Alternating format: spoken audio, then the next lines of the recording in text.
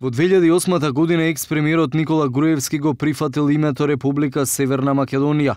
Ова го покажуваат документите кои ги објави Wikileaks, а во нив стои дека името е прифатено под услов Грција да го признае македонскиот јазик и националноста.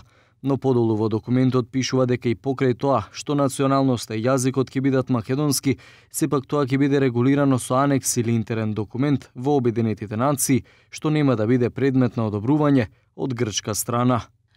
Амбасадата на САД во Скопје оценува дека македонската влада е подготвена заради отворањето на патот во НАТО и членството во Европската Унија, да се согласи со името Република Северна Македонија во сите меѓународни организации. Според премиерот Зоран Заев, овој документ кој го објави Wikileaks е само потврда на неговите изјави во минатиот период, во кој тој велеше дека Груевски пред 10 години преговарал и прифатил можно решение на спорот со Грција. Знаете дека ги поседував разговорите кои што сега се во поседување на специјалното јавно обвинителство. Многу влади се труделе и претходната влада се трудела да изнајде решение. Дел од решението во делот на името и неговата севкупна употреба или како што се нарекува ерго омнес, било прифатено и во делот на Северна и во делот на Горна Македонија. Драго ми е што и ние добивме потврда на целокупниот наш идентитет, македонскиот јазик, кој што беше важна цел поставена на преговарачкиот тим. И јас верувам дека и ваквите докази кои што излегуваат во јавноста се само уште една причина да застанеме заедно сите, да обезбедиме и осигураме добра иднина на Македонија. Овие документи предизвикаа бура реакции во грчката јавност, а најгласни се шефот на дипломатијата Никос Кодзијас и лидерот на опозицијската Нова демократија Киријакос Мицотакис. Познато е дека господинот Груевски не сакаше никакво решение во прашањето за името.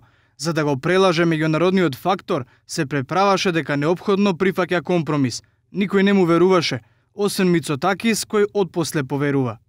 Она што денеска беше откриено од Wikileaks дека Скопје уште од 2008 година бараше земјата да се нарече Северна Македонија, а жителите македонци кои говорат наводно македонски јазик го потврдува на најтрагичен начин она што го истакнувам сите овие месеци, дека господата Ципрас, Каменос и Кодзијас сакаа да го покажат наводно како нивен успех можнештетниот договор за Грција, бидејќи го задоволија сето она што со години го бараше Скопје, а го отфрлаа сите претходни влади.